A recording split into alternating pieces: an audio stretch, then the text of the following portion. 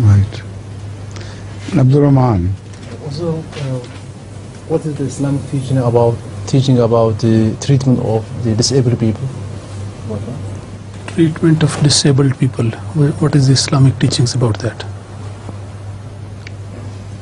I think it's a evident question. Hazrat Rasul Kareem sallallahu alaihi wasallam took care of all who were disabled in any form, and he was always kind to them.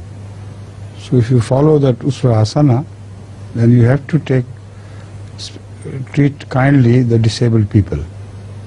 But if you are referring to the Quran, where is it mentioned that you should treat disabled people with kindness? Offhand, I don't remember any verse. Can you remember? I'll have to search and find out. Offhand, it doesn't come to my mind because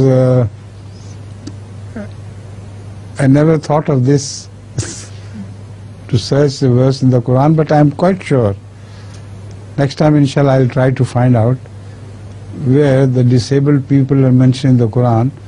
They should take good care of them. Right? Last question.